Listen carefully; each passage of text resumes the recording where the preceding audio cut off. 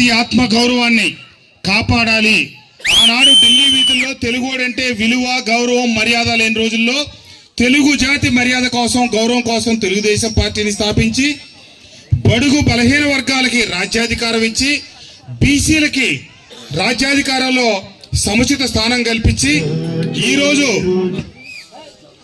అటు తెలంగాణ కావచ్చు, ఇటు ఆంధ్రప్రదేశ్ కావచ్చు, ఏ పార్టీలో ఉన్న అత్యున్నత స్థానంలో ఉన్న నాయకులైనా కూడా తెలుగుదేశం పార్టీ మూలాలు కలిగిన వ్యక్తులే అనే విషయం అందరూ గమనించండి. అందరికీ తెలిసిన విషయం.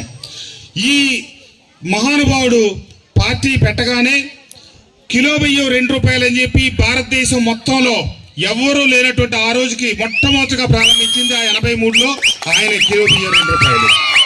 అంతేకాకుండా పేదలకి పక్కా గృహాలు, ఆనాడు పెన్షన్ పేదలకి అండగా ఉండాలి అని చెప్పి 30-35 మరి నాకు ఎంతో కూడా బాగా గుర్తులేదు, ₹35 మొదలెట్టిన పెన్షను ఈరోజు భారతదేశంలోనే అత్యధికంగా ఆ పార్టీ ఆయన స్థాపిస్తే ఈరోజు అల్లుడు ముఖ్యమంత్రిగా పార్టీ అధ్యక్షుడిగా ఉండి ₹4,000 ఇస్తున్న ఏకైక రాష్ట్రం ఆంధ్రప్రదేశ్.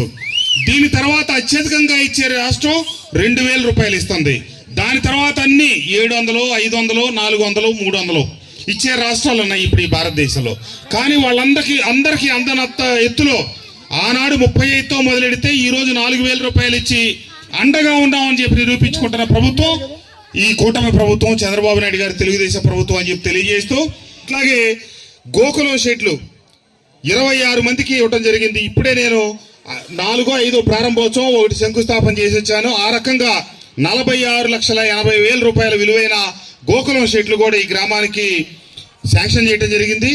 CMRF కింద ₹25 లక్షల ఇచ్చి ఇప్పుడే 2 ఏళ్లకి వెళ్ళి మొన్న కొత్తగా గుండెకి సంబంధించిన ఈ బీసీ కాలనీలో ఆపరేషన్లు చేయించుకుంటే వాళ్ళకు కూడా పలకరించి రావడం జరిగింది. ఈ రకంగా అటు అభివృద్ధి, ఇటు సంక్షేమం 2 కళ్ళుగా ఈ పార్టీ కూటమి ప్రభుత్వం ముందుకు సాగుతుంది.